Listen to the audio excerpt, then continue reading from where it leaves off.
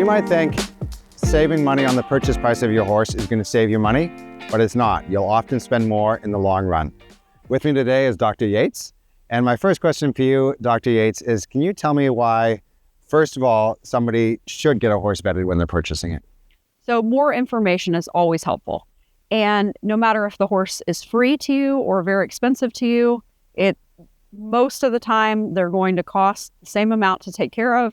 And a lot of times we have a saying, sometimes free horses are actually more expensive. Yeah. So even if you spend $800 to purchase the horse, you may spend $8,000 to treat something that maybe could have been found on the pre-purchase exam. And have you seen that personally, or do you have an example in your mind, maybe without mentioning any names, of somebody that's gotten a horse where they thought they were going to save money and then it ended up costing them a lot of money in the long run? So I used to see this very frequently in the Midwest. I worked with a local pony club quite a bit, and especially parents that weren't horsey themselves, they would go to one of our local tracks and they would buy a horse for under $1,000 and it hadn't been vetted. And so then they would call me out to do a post-purchase exam, and we would find evidence of severe arthritis or old soft tissue injuries. And that kid, for instance, maybe had planned to go training or go preliminary on that horse. And we had found some things that were going to prevent that horse from doing that. And we could have found those at pre-purchase.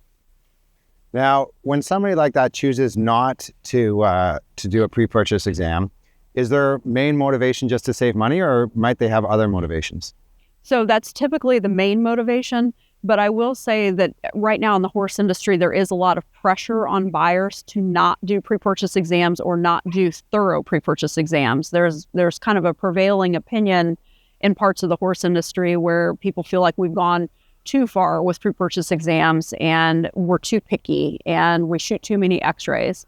And what the veterinarian should be doing is just looking for what that horse is on that day.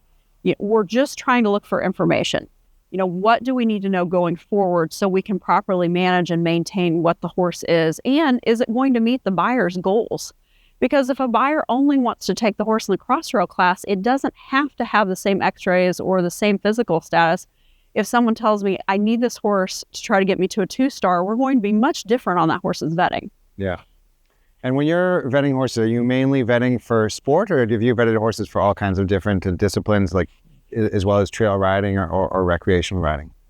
I would say it's primarily for sport, but there have been a lot of times where someone's loved a horse and it maybe we didn't think was going to hold up for sport, that then we vetted it for trail riding. Yeah. Thank you very much, Dr. Yates. And in our next video, we're going to talk about once you get your thoroughbred home, what are we going to do to set yourself up for success?